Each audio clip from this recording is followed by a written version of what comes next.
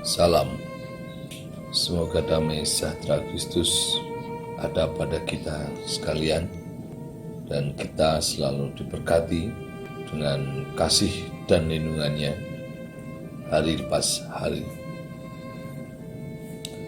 Pada kesempatan ini bersama-sama kita akan merenungkan tentang apa yang sudah ditulis pada Matius 5 ayat 8,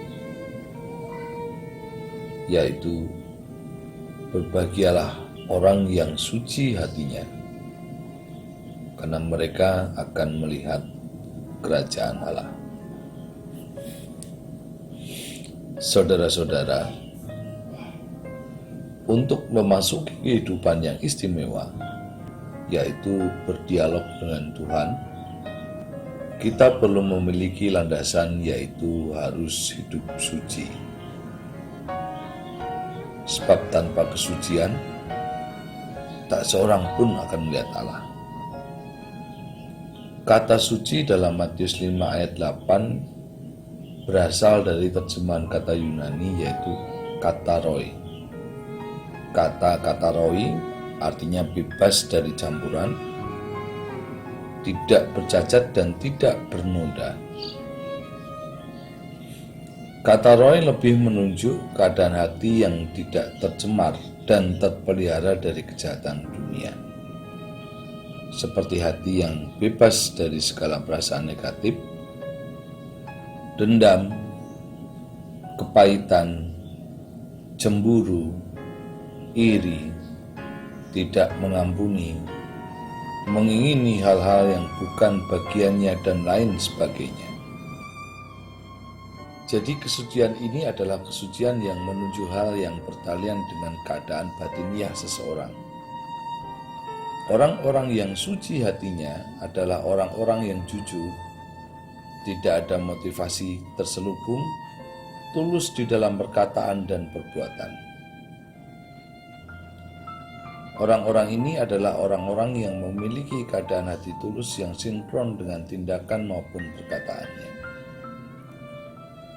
Ia bersikap murni apa adanya, tidak punya keinginan menipu atau memainkan strategi apapun di dalam relasinya dengan Tuhan maupun dengan orang lain. Saudara-saudara, banyak orang pura-pura mau menyembah Tuhan, datang kepada Dia, tetapi ternyata mencari keuntungan bagi diri sendiri. Tidak ada kerinduan yang tulus untuk datang kepada Tuhan. Tetapi orang yang pura-pura ini akan dihakimi oleh Tuhan. Tuhan tidak pernah berkenan kepada orang-orang yang berpura-pura. Siapa yang belat-belit, kepada dia Tuhan juga akan bertindak belat-belit. Hal tersebut tercatat pada kitab Mazmur 18 ayatnya yang ke-27. Lalu saudara-saudara, seorang anak Tuhan yang sejati adalah seorang yang bisa menjaga dan memelihara kesucian hidupnya dengan benar di hadapan Allah, di mana ketika ia memiliki peluang untuk berbuat dosa, ia lebih memilih tidak melakukannya. Ia tetap berpegang teguh kepada integritasnya sebagai anak-anak Allah yang menjunjung tinggi nilai kesucian hidup di hadapan Allah, daripada menikmati dosa yang sedianya berasal dari iblis. Hal itu tercatat pada 1 Petrus 1 ayatnya yang ke-16. Dengan menjunjung tinggi nilai kesucian hidup di hadapan Allah, maka kita akan semakin dapat memusnahkan potensi untuk berbuat suatu kesalahan atau dosa yang sangat merintangi kita untuk bisa hidup sesuai dengan kehendak Allah.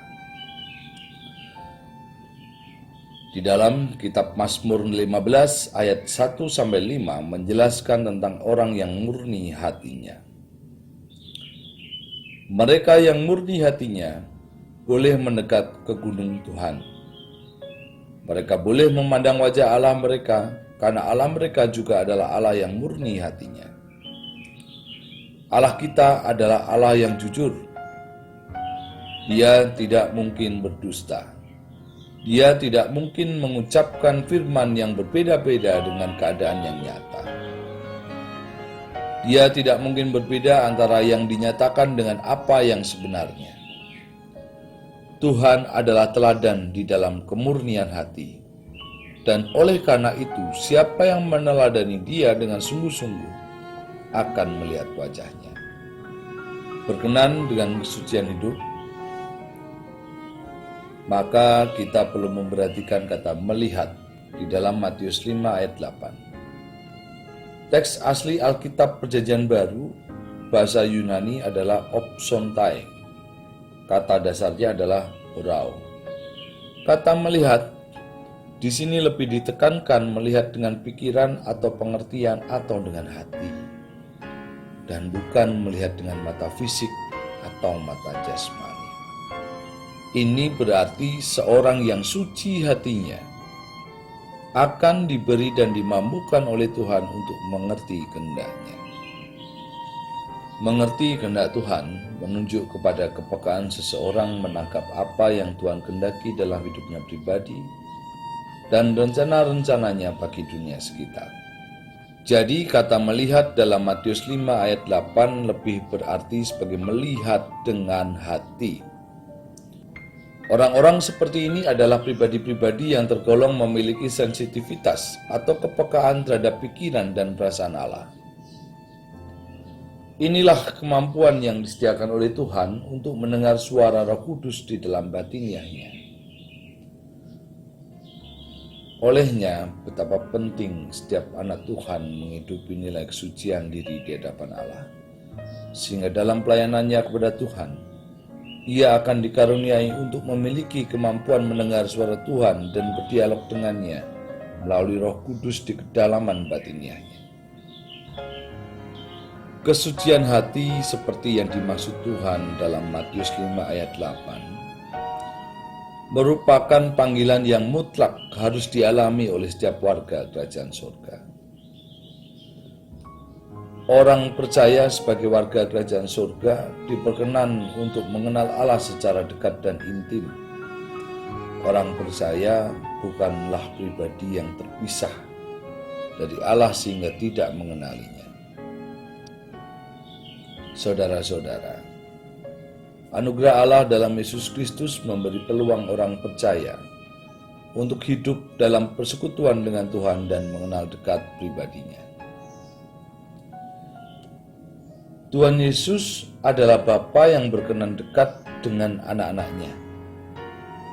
Kehendak dan rencana-rencananya rela dikenali oleh anak-anaknya.